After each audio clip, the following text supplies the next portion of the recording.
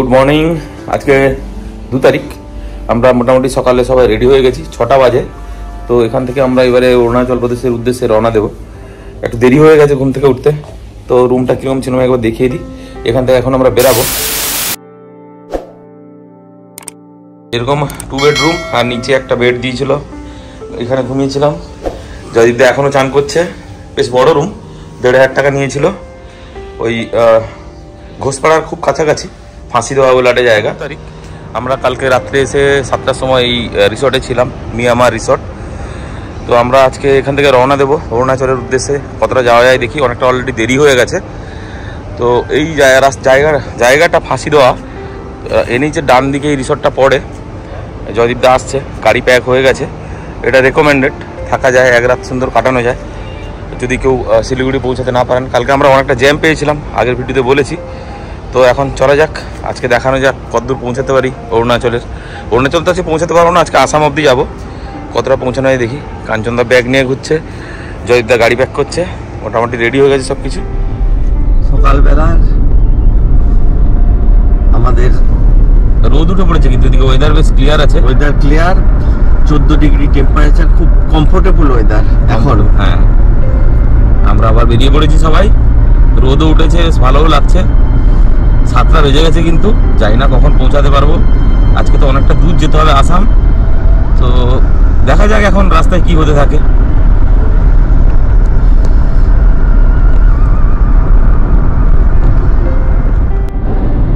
যাই না, ঘোষপাড়া চলে এলাম না? ঘোষপাড়ার কাছাকাছি চলে এসেছি। ঘোষপুকুর তো দিনের প্রথম টোল, আমাদেরকে অভিনন্দন জানাচ্ছে।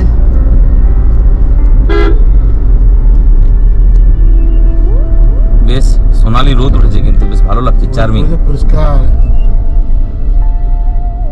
ঘোষপুকুর পেরিয়ে এসে এই ফ্লাইওভারে চলছে। এখানটা কিন্তু রাস্তা খারাপ আছে, আর এই বাম দিকে ঢুকে গেলে শিলিগুড়ি ঢুকে যাবে নাকি? শিলিগুড়ি শহরের দিকে বাম দিকে কিন্তু কাট নিতে হবে। অনেক জায়গা ঢোকার জায়গা আছে, কিন্তু এটা ফার্স্ট এন্ট্রি।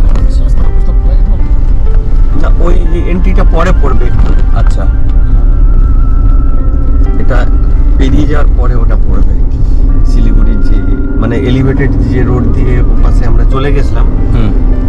গতবারে আমরা যখন যাই, ওটা তো সন্ধ্যাবেলা বেরিয়েছিলাম, মনে আছে? হ্যাঁ, সন্ধ্যাবেলা।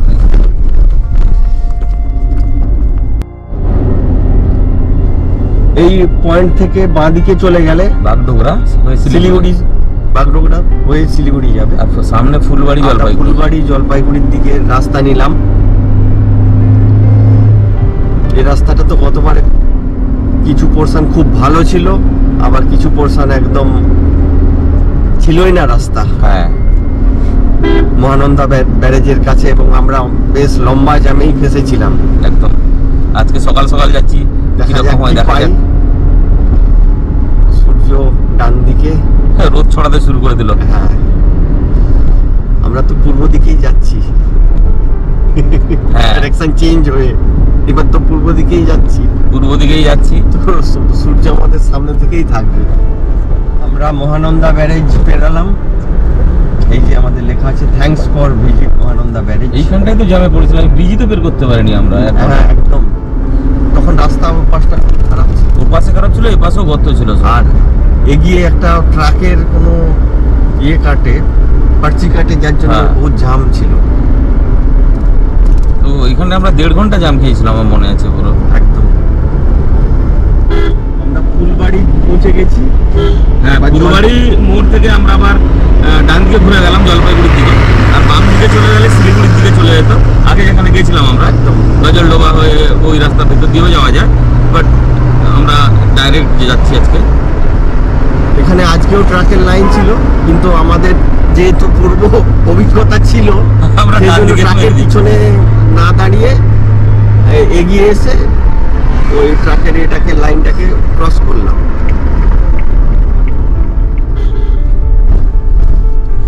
দিনের 2 নম্বর টোলে পৌঁছে গেছি। একটা চা ব্রেক নিয়েছিলাম, অনেকক্ষণই বসলাম, বেশ ভালোই লাগছিল, নরম ঠান্ডা একদম। আর রোদও উঠেছে, রোদও। হ্যাঁ, তো টাইম একটু কেটে গেল আমাদের হাতে, ভালোই লাগছিল বসতে। তো বসে আবার 1:30 বেজে গেছে, যাত্রা শুরু করেছি। আজকে কোনো ডেস্টিনেশনেরও ঠিক নেই, যখন ইচ্ছা আমরা পৌঁছাবো, যেখানে ইচ্ছা পৌঁছাবো। আজকে অ্যাকচুয়ালি আমরা অত কোনো ঠিক করিনি যে ওখানে পৌঁছাতেই হবে। আসাম তো যাবো, আসামের কোথায় পৌঁছাতে পারবো দিনের আলো থাকতে দেখাবো। কালকে অনেকটা হেক্টিক হয়েছে, তো তারপরে পরশুদিন থেকে ভাবা যাবে।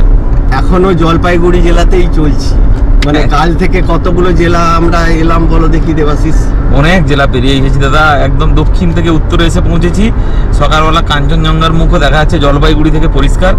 যারা এই সময় দার্জিলিং এসছে তারা কিন্তু উসুল, মানে দারুণ দারুণ লাগবে। পুরো কাঞ্চনজঙ্ঘা নিচ থেকে দেখা যাচ্ছে, তার উপর থেকে কেমন লাগবে।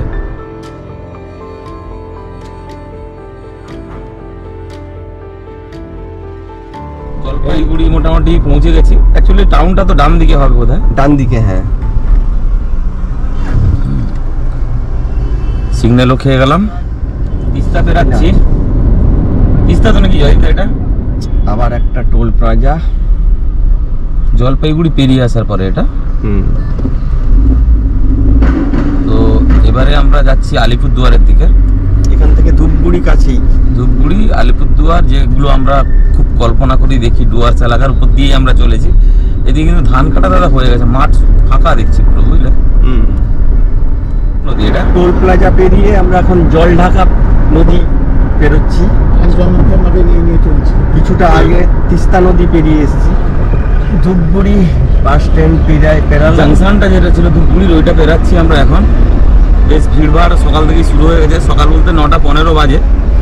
তো লম্বা লম্বা ট্রাক, লম্বা লম্বা ট্রাকও চলছে সামনে। এই পোর্শনটা কিন্তু সিঙ্গেল রোড আর কি। হ্যাঁ, সিঙ্গেল রোড, ট্রাফিক রয়েছে দুদিকে কিন্তু একদম চায়ের দিগন্তে জুড়ে পুরো চা বাগান, তুমি দেখো। আর সামনে কিন্তু আবার পাহাড়ও দেখা যাচ্ছে একদম সামনেরটায়। গোপ্রোতে আসবে না মনে হচ্ছে, পেজা তুলা দিয়ে ঢাকা রয়েছে। ওই যেটা স্নোক্যাপ দেখছিলে সকালবেলা না, হ্যাঁ, ওর উপরে এখন ধোঁয়া হয়ে গেছে। ধোঁয়া হয়ে গেছে একদম। দেখতে দেখতে আরেকটা টোল গেটে চলে এলাম। টোলের থেকে বেশি মজা লাগছে দূরে কিন্তু দেখো দাদা, ভুটানের ফুটেছে সমস্ত পাহাড়গুলো নীল দেখা যাচ্ছে। গোপ্রোতে আসবে না, দারুণ লাগছে। ওয়েদার পুরো ক্লিয়ার, চিল ওয়েদার। আর আমরাও আলিপুরদুয়ার জেলায় প্রবেশ করে গেছি। হ্যাঁ, দূরে পুরো পাহাড়ে। তাহলে ডুয়ার্সের জঙ্গলের মধ্যে দিয়ে চলেছি কি? হ্যাঁ, আমাদের একটু ছোটখাটো ব্রেকফাস্টও করলাম, গাড়িতেই ছিল, পাউরুটি, কলা ইত্যাদি ইত্যাদি দিয়ে। তারপরে একটা জঙ্গল পড়লো, আর তার সঙ্গে তো ভুটানের পাহাড়গুলো দেখা যাচ্ছে। এটা ঠিক মাদারিহাট ঢোকার আগে। শুনশান সুন্দর জায়গা একদম। আসাম বর্ডার 50 কিলোমিটার মতো আছে। শ্রীরামপুর বর্ডার। আমরা একটা ফরেস্টের মধ্যে দাঁড়িয়েছি, বাইকার ভাইরা আসছে, আমরাও যাচ্ছি। আজকে দিনে প্রকৃতি আমাদেরকে টেনে রেখেছে, আগে যেতে দেব না, বারবার দাঁড়িয়ে পড়তে হচ্ছে। অসাধারণ জায়গা। জয়দীপদা মোটামুটি নাচানাচি করছে, কাঞ্চনদাও তাই। হ্যাঁ, আমার বদন দেখাচ্ছি ঘুরিয়ে আমি। তো ভুটানের পাহাড় দেখা যাচ্ছে, বুঝলে? একদম। তুমি কিন্তু আছে নেভিগেশন করছো না, অনেকে ইয়ে আছে যে তোমার নেভিগেশন শুনবে। না না, কেন করব না? এই তো আমরা পেছনে জাস্ট জল্লাপাড়া অভয়ারণ্যের গেটটাই পেরিয়ে আসার পর, ডান দিকটা তো, ডান দিকটা, এবং বাম দিকে আমাদের যে আলিপুরদুয়ার সেকশনের যে লাইন শিলিগুড়ি থেকে, সেটা আমাদের প্যারালালে চলছে। Train line. দেখো পাহাড়গুলো, সুউচ্চ পর্বতমালা সব সামনে দাঁড়িয়ে আছে, রান্না গাড় করে আছে। মনে হয় কিছুক্ষণ দাঁড়িয়ে যাই। হ্যাঁ,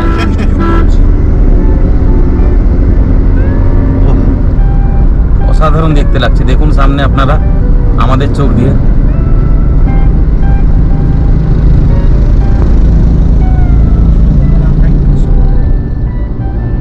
দুধারে বিভিন্ন রিসোর্ট রয়েছে। পাতা ঝরার সময় তো গাছের রংগুলো বদলাতে শুরু করেছে, বাদামি, অনেক গাছে ফুল ধরে আছে, সব জানি না।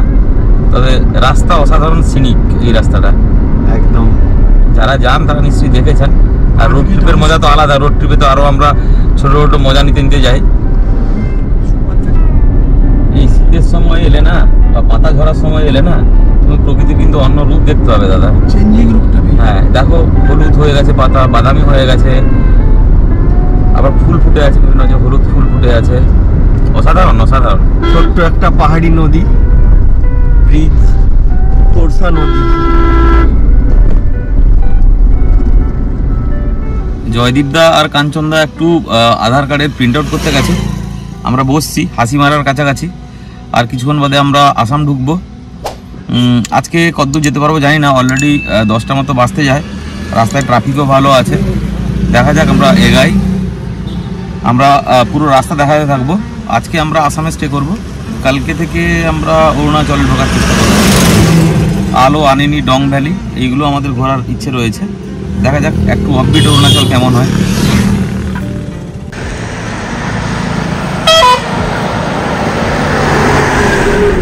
এটা কি তোরসা ব্রিজ আসছে না? একদম তোরসা ব্রিজ। বাঁ দিকটা তো অসাধারণ সুন্দর, এক তো ভুটানের পাহাড় দেখা যাচ্ছে, প্লাস সাথে রেলের ব্রিজ রয়েছে। এই যে এটা তোরসা নদী। শীতকাল, জল প্রায় নেই, নামমাত্র জল।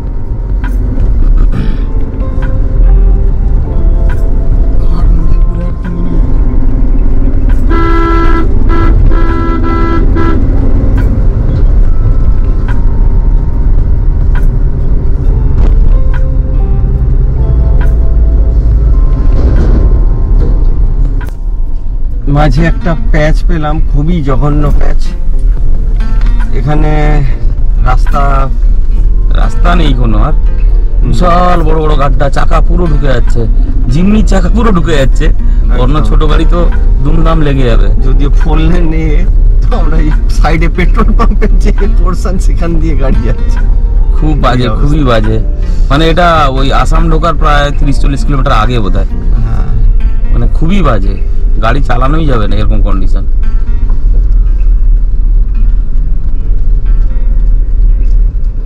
আগের বারে যখন আমরা অরুণাচল গেছিলাম এটা কিন্তু ছিল, মনে হয় এবার প্যাচটা শেষ হয়ে যাবে মনে তো হচ্ছে।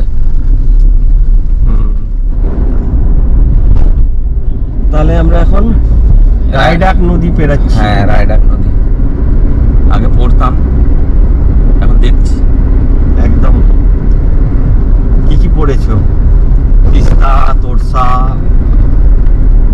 জলঢাকা, কালচিনি, রায়ডাক, আর মনে নেই আমারও। আমরা সকাল 12টা, আমরা 7টায় বেরিয়েছিলাম। তো মোটামুটি আমরা আসামে ঢুকে পড়েছি, বর্ডারে ঢুকিনি এখনো, বর্ডার ক্রস করতে হবে, কিন্তু আমরা আসামের মধ্যেই রয়েছি এখন। তো এই আসামে ঢোকার মুখটাতেই বেঙ্গল আসামের বর্ডারে অনেকটা জায়গা খারাপ পেয়েছিলাম, 300-400 মিটার একদম ব্যাড প্যাচ ছিল, একদম কাট্টাকুটি। তো এখন যাই, বর্ডার পের করব, গাড়িকে তেল খাওয়াবো, তারপরে এবার আমরা আবার আগের দিকে যাব। কিন্তু বাম দিকটা অসাধারণ লাগছে, এই কারণ পুরো ভুটানের সমস্ত পাহাড়গুলো নীল দেখা যাচ্ছে, পরিষ্কার ওয়েদার রয়েছে একদম, রোদ চারদিকে ঝলমলে, কিন্তু একটা বিরাট নিস্তব্ধতা। এদিকেও তো ইয়ে নেই না জয়দীপদা? হ্যাঁ, একদম দারুণ। হ্যাঁ, সব জনপদগুলো যখন পেরাচ্ছিলাম দেখছি খুব শান্ত, নির্জন, এরকম আর কি হয়ে রয়েছে। ধান কাটা হয়ে গেছে, নইলে ধান থাকলে এই মাঠগুলো আরো বেশি। এই বাম দিকে দেখো, বাম দিকে তাকালে বুঝতে পারবে যে পুরো পাহাড়ের রেঞ্জগুলো। একটা দারুণ সিনিক রাস্তার মাঝে ডিভাইডারে গাছ রয়েছে, দারুণ লাগছে। হ্যাঁ, হলুদ আর লাল কৃষ্ণচূড়া ছোট প্রজাতিগুলো। গাড়িতে খুব স্পিডে যাচ্ছি, হয়তো অতটা ধরা পড়বে না। দেখতে দেখতে আমরা তাহলে আসামে ঢুকে গেলাম। হ্যাঁ, কাছাড় জেলা, আসাম ঢুকে পড়লাম। এখানে অনেক গাড়ি দাঁড়িয়ে আছে, এখানে কোনো ফর্মালিটি করতে হয় না, জাস্ট স্লো করলাম। চেকটা একটু আগেও আছে, ওখানে পেপার ওয়ার্কস করে। এবারে আমরা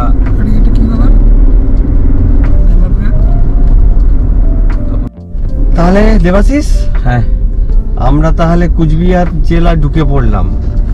সংকোচ নদী না সামনেটা? সংকোচ নদী, অনেকটাই বড়, জলও আছে 2-3টে শাখায়।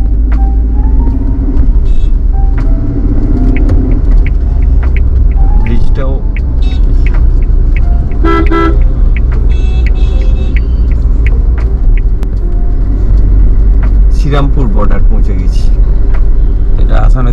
তাই তো?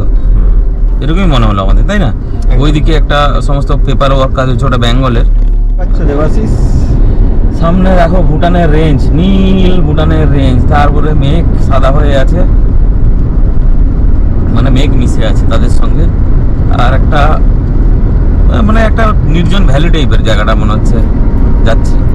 আমাদের দুপুরে তো খাবার খেতে হবে, 1টা বাজতে চললো। হ্যাঁ, এনেইচে চলেছি। আসলে ওয়েদার ক্লিয়ার থাকার জন্য দূরের রেঞ্জগুলো পরিষ্কার দেখা যাচ্ছে, এটা একটা ব্যাপার। একদম গাছগাছালির ফাঁক দিয়ে পুরো নীল রঙের পাহাড়, একদম সুন্দর সিনিক গিয়ে, কিন্তু এবং আজকে ফলো করে পাইনি। হ্যাঁ, এটা তুমি ফলো করেছো, আমরা কিন্তু পুরো ওখান থেকেই পেয়েছি, প্রথম থেকে শিলিগুড়ি থেকে আমাদের সঙ্গে চলছে রেঞ্জ। একবারও শিলিগুড়ি থেকেই পেয়েছি। হ্যাঁ, পেয়েছি। শিলিগুড়ি থেকে তো কাঞ্চন দর্শন হয়ে গেছিল, কাঞ্চনজঙ্ঘা আজকে।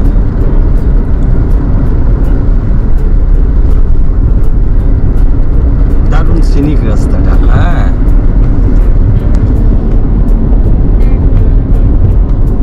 দারুণ দারুণ। আমরা প্রায় বঙ্গাইগাঁওর 30 কিলোমিটার পেছনে আমাদের লাঞ্চ হয়। তো মানস কাছাকাছি অভয়ারণ্য রয়েছে, একটা নদী পেরালাম। নদীটার নাম হচ্ছে চম্পাবতী নদী। মানস অভয়ারণ্যের ওখান থেকেই তৈরি হয়ে আসছে এটা। বঙ্গাইগাঁও বেরাচ্ছি এখন। বাম দিকে রিফাইনারিটা রয়েছে, যে বড় রিফাইনারিটা। আর এই এলিভেটেড যে রোডটা হয়েছে, এটা ছাড়েনি এখনো, রেডি হয়ে গেছে পুরোটা, দেখলাম। আর গতবার এই রাস্তাটা খুবই খারাপ ছিল, প্রচুর সময় লেগেছিল, প্রচুর ট্রাফিক ছিল। রাস্তাটা খারাপ থাকার জন্য এই স্টেজটা পেরাতে অনেক টাইম লেগেছিল, কিন্তু এখন ইজিলি চলে এলাম একদম।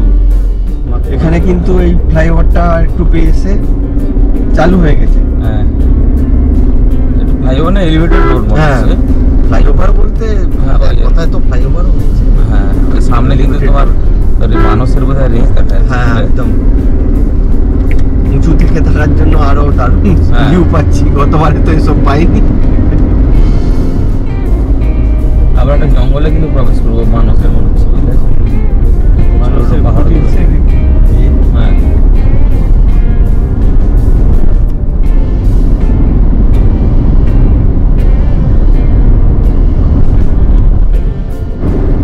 মানস নদীর উপর আরেকটা ব্রিজ, পাশে রেল লাইন গুয়াহাটির দিকে যাওয়ার। কিন্তু দাদা পেটে ছুঁচোর ডন মারছে। আমরা হোটেল খুঁজে খুঁজে কিন্তু এই পেরিয়ে যাচ্ছি পাইনি বলে অনেক দূর চলে এসেছি। এবারে খেতে হবে। হ্যাঁ, ওইটা একটু আমাদেরকে খেয়াল করতে হবে, খেতে হবে, তারপরে বাকিটা দেখা যাবে কতদূর পৌঁছাতে পারি না পারি। একদম বাজে 2:30, বঙ্গাইগাঁও পেরিয়ে এসেছি। তারপরে আমরা এক জায়গায় লাঞ্চ করবো বলে দাঁড়িয়েছি। এই ধনু দাঁড়িয়েছে পেছনে, আর এইদিকে একটা হোটেল আছে, ব্রহ্মপুত্র হোটেল, ওখানে খাবো। খেয়ে তারপরে আবার আমরা রওনা দেবো। জয়দিতা বসে দুপুরের লাঞ্চ, ওই স্যালাড, একটা শাক, আলু ভাজা, ডাল, সবজি, তরকারি। কাঞ্চনদা, জয়দীপদা। আর একটা টোল প্লাজাতে এসে পৌঁছালাম আমরা 3টের সময়। লাঞ্চ করার পর আবার যাওয়া শুরু হলো আমাদের। বিজনি বলে একটা জায়গা ছিল, ওখানে আমরা লাঞ্চ করলাম। দিয়ে একটু পেরিয়ে আসার পরেই এই টোল প্লাজাটা পেলাম। এই নদীটা কিন্তু নতুন নাম শুনলাম, কি বেকি নদী। আমি এর আগে শুনিনি, এর আগে গেছি এটার উপর দিয়ে, কিন্তু এবার শুনলাম বেকি নদী। পাশে রেল ব্রিজও রয়েছে। আমরা এখন পৌঁছে গেছি সিমলাগুড়ি, আসামের। আমরা কি বড়মা থেকে তাহলে বাম দিকে নেবো, এরকম তো? হ্যাঁ, আচ্ছা। তো এই যে এলিভেটেড রোডে আমরা উঠে গেছি। না উঠে যদি নিচ দিয়ে গিয়ে বাম দিকে যেতাম, তাহলে আমরা মানস রিজার্ভ ফরেস্টের যে আচ্ছা, এটা মূল যেটা এন্ট্রি পয়েন্ট, যারা দেখতে যান, হ্যাঁ, সেখানে এখান থেকে নিতে হয় বাম। হ্যাঁ, আর এই সিমলাগুড়ি এটা তোমার বারপেটা জেলায় পড়ছে আসামের। আর আসামে সত্যি মানে আয়তন হিসাবে দেখতে গেলে পশ্চিমবঙ্গের থেকে অল্প একটু ছোট আর কি। পশ্চিমবঙ্গের 13 নম্বর আর আসামের 16 নম্বর। আচ্ছা, আর এরকম এতগুলো স্টেটের সাথে এরিয়া শেয়ার করে, বিভিন্ন কালচার শেয়ার করে। আমার তো ভারতের তো নেই, বিভিন্ন অন্যান্য স্টেট প্রভিন্সে এরকম আছে কিনা সন্দেহ। একদিকে দেখো তুমি পশ্চিমবঙ্গ থেকে শুরু যদি করলাম, মাথার উপর রয়েছে ভুটান, আলাদা দেশ, কাছাকাছি তারপরে এই পাশে অরুণাচল, ও পাশে তারপরে শুরু হয়ে যাচ্ছে নাগাল্যান্ড, ত্রিপুরা একদম শেষে আসছে, মাঝে তোমার মিজোরাম আর মণিপুর আসছে। আবার নিচে দেখো পুরোপুরি বাংলাদেশ, সেখানে আবার একটা আলাদা তা ঠিক।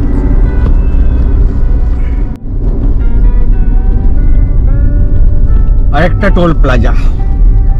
বেজে গেছে বিকাল 4টে, আমরা চলেও এসেছি অনেকটা, বিকাল 4:10 নাকি? হ্যাঁ একদম। সূর্য এখনো আছে আকাশে, আর আমরা পাঠশালা বলে একটা জায়গা আছে, ওটা পেরাচ্ছি। গতবার যখন এসেছিলাম এটা খোঁড়া ছিল, তখন এটা ছিল, এবং এই স্টেজটা পেরাতেও অনেক টাইম লেগেছিল। এই পাঠশালা হচ্ছে আসামের বাজালি ডিস্ট্রিক্টের অন্তর্গত। নামটা কিরকম বলো তো? বাজালি।